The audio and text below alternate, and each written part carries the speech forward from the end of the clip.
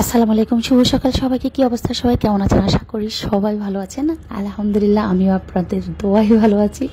হাসি আসতেছে ওই যে দোয়াই ভালো আছি বলতে, কারণ এই কথাটা সবসময় বলি, আল্লাহর নামটা নেওয়া আসলে শ্রেয়। যদিও বলতে গেলে মানে আল্লাহর রহমতে আমরা সবাই ভালো আছি, এই কথাটা কমন হয়ে যায়। তো সকালবেলা ঘুম থেকে উঠেই হচ্ছে কি আমি পেঁয়াজ কুচি করে নিচ্ছি, আর হচ্ছে আলু ছিলে নিলাম, কতগুলো মোরগ নিলাম। আসলে নিত্যদিনের কাজগুলো আমাদের যেন কোনো প্রকারে শেষ হচ্ছে না। সবার বাসার কি অবস্থা আমি জানি না, আমার বাসায় প্রতিনিয়ত ঝামেলা পোয়াতে হয়। আজকে যদি একটু মনে করি যে একটু একটু কাজ কম আছে, সেদিন মানে সবচেয়ে বেশি কাজ আমার বাসায় থাকে বা আমাকে করতে হয়। তো আসলে নতুন হেল্পিং হ্যান্ড এসেছে, তো ওদেরকেও একটু কাজ বুঝিয়ে দিচ্ছি, পাশাপাশি নিজে হচ্ছে টুকিটাকি কাজগুলো কমপ্লিট করছি। ওরা যেহেতু নতুন এসেছে, ওদেরকে আস্তে আস্তে আস্তে আস্তে করে কাজ শিখাতে হবে আমাকে। সেই জন্য হচ্ছে ওদের উপর তেমন একটা যে প্রেশার দেওয়া বা জোর করে করা এমন করছি না। আস্তে আস্তে ওদেরকে যতটুকু পারা যায় ওদেরকে বুঝিয়ে বুঝিয়ে বলা। আমার গলাটা মনে হয় একদম ভেঙে গেছে। আসলে সবাই মনে করে হেল্পিং হ্যান্ড থাকলে ইজি, বাসার কাজ করা একদম সহজ, না করলেও চলে। আসলে সো টাফ, কারণ আপনি যখন একজন হেল্পিং হ্যান্ড নতুন আনবেন, তাকে আপনার মতো করে গড়া তুলতে হলে 1 থেকে 1.5 মাস সময় লেগে যায়। তো আমার বাসা তো ফুল হাউসফুল হচ্ছে, সেটা মেহমান, পাশাপাশি হচ্ছে নতুন হেল্পিং হ্যান্ড, পাশাপাশি হচ্ছে ওদেরকে বুঝিয়ে বলা, নিজে একা হাতে রান্না করা, সবকিছু গুছিয়ে নেওয়া, কাটাকাটি করা। আমি যেন একদম মানে নিঃশ্বাসটা নেওয়ার মতো মনে যেন অপশন নেই। যাই হোক, আল্লাহ ভরসা, তারপরও আছি, বেঁচে আছি। ওরা যেহেতু আছে, ইনশাল্লাহ অল্প অল্প করে ওদেরকে কাজগুলো যখন শিখিয়ে নেব, আমার একটু হলেও হেল্প হবে, আমার মানে কাজের কষ্টটা একটু একটু কমবে। তো প্রথম প্রথম একটু তো কষ্ট করতে হবে। হেল্পিং হ্যান্ড যখন অনেক বছর পর থাকার পর চলে যায়, তখন আসলে তাদের জন্য যেমন খারাপ লাগে, পাশাপাশি কাজগুলো আমাকে হঠাৎ করে ওদেরকে যাদেরকে আনি তাদেরকে বুঝিয়ে দেওয়া বা নিজে করতেও একটু কষ্ট হয়ে যায়।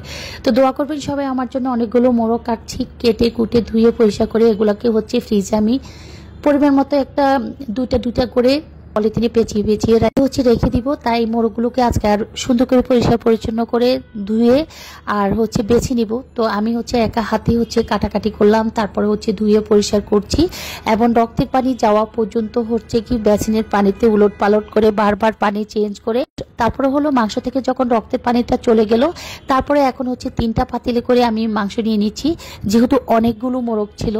আর ওদিকে হচ্ছে একটা ছিল ফার্মের মোরগ, সেটা হচ্ছে জাস্ট দুপুরের জন্য বা বিকালের জন্য রান্না করে নিব, যেটিই করি না কেন শেয়ার করছি। এদিকে হচ্ছে মোরগগুলো রক্তের পানি যখন চলে গেল, একদম সাদাটে হয়ে গেল, সুন্দর পরিষ্কার পানিতে আসলো। এখন হচ্ছে আবার পাতিলে পাতিলে নিয়ে পরিষ্কার পানিতে রেখে এখন হচ্ছে হেল্পিং হ্যান্ড যারা আছে বা তাদেরকে দিয়ে হচ্ছে বুঝিয়ে বুঝিয়ে বলে দিব যে ভিতরের ময়লা বা মোরগ ধোয়ার সময় আমরা যে ময়লার জিনিসগুলো বা আবরণগুলো ফেলে দিই, ওগুলো পরিষ্কার করে তারপরে হচ্ছে মাংসগুলো ধুয়ে ওদেরকে রেখে দিতে বলবো। বা আমি যদি নিজে বাসায় থাকি, আমি নিজেই হচ্ছে নিজের মতো করে রাখবো। ফার্মের মোরগগুলো হচ্ছে একটা আমি গতকালকে রান্না করে ফেলেছিলাম, আর একটা হচ্ছে আজকে রান্না করব, সেজন্য ওটাকেও কেটে ফেললাম। মোট 10টা মোরগ কাটাকাটি করলাম। পাশাপাশি হচ্ছে ডিম, তারপরে হচ্ছে মোরগের পেটে যে ডিমগুলো থাকে ডিম, তারপরে হচ্ছে মুরগির পেটে যে ডিমগুলো থাকে ডিম, আর হচ্ছে কলিজা, এগুলো হচ্ছে কি ভিন্ন একটা বাটিতে আমি নিয়ে নিলাম, এতে করে সুবিধা হবে, ডিমগুলো গলে যাবে না। আর যেহেতু সব কাটাকাটি করেছি, ওই যে বললাম নতুন হেল্পিং হ্যান্ড, সবকিছু ওদেরকে দিয়ে করানোটা সো টাফ হয়ে যাবে বা ওরাও পারবে না। সেজন্য যতটুকু ওদেরকে বলতে বলতে করব, তার চেয়ে নিজে করে তার চেয়ে দ্বিগুণ আগে করতে পারবো। সেজন্য হচ্ছে নিজে হাতে সবকিছু এগিয়ে নিচ্ছি, এক এক করে বটি টটি যা কিছু দিয়ে আমি কাটাকাটি করেছিলাম সব কিছু হচ্ছে ধুয়ে পরিষ্কার করে রেখে দিলাম। আর এদিকে হচ্ছে আলু কেটে নিলাম ফার্মের মোরগের জন্য, যে মুরগিটা হচ্ছে আমি রান্না করব ফার্মেরটা সেটা, আর হচ্ছে পাকিস্তানি লেয়ার যেটাকে বলা হয়, একটু দেশি মোরগের মতো শক্ত টাইপের, সেগুলো হচ্ছে এখন হচ্ছে ওই যে পাতিলে পাতিলে নিয়ে রাখলাম। এগুলাকে সব কিছু পরিষ্কার পরিচ্ছন্ন রান্নাঘরের A to Z পরিষ্কার পরিচ্ছন্ন করার পর হচ্ছে আমি ওগুলাকে গুছিয়ে রাখবো। আজকে দুপুরে রান্নাটা একদম ছিল বলতে, গতকালকে কিছু রান্না ছিল, বাসি তরকারি বলা চলে, সেগুলোকে ফ্রিজ থেকে বের করে তারপরে হচ্ছে চুলায় গরম করে দুপুরে খাবারের জন্য রেডি করব। ভাত আর ডালটা জাস্ট আমি বসিয়েছি, এই দুটো রান্না কমপ্লিট। তো তারপরে হচ্ছে ওদেরকে আবার যে থালাবাটি আছে এগুলোকে ধোয়ার জন্য একটু বলেছি। ওদিকে হচ্ছে আমি সব কিছু গুছিয়ে গোসল করে আমি হচ্ছে সবাইকে খাবার দিতেছি, আর ওরও গোসল করে তারপরে হচ্ছে এখন হচ্ছে ওদেরকে জাস্ট হচ্ছে থালাবাটিগুলো ধোয়ার জন্য বললাম। এখনও মাংসটা ধুয়ে পরিষ্কার করিনি, আর মাংস কাটতে কাটতে একটু টাইমও লেগেছিল। আমি জাস্ট আজকে 12টা থেকে কাজগুলো কমপ্লিট করার চেষ্টা করেছিলাম বা শুরু করেছিলাম। তো শুরুটা যেহেতু 12টা, তাই একটাতে একটা বেজে গেছে আমার সব কাজ কমপ্লিট করতে।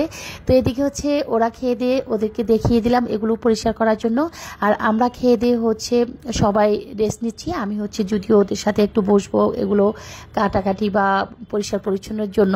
তো সবাই ভালো থাকবেন, হেল্পিং হ্যান্ডের জন্য দোয়া করবেন। আল্লাহ হাফেজ।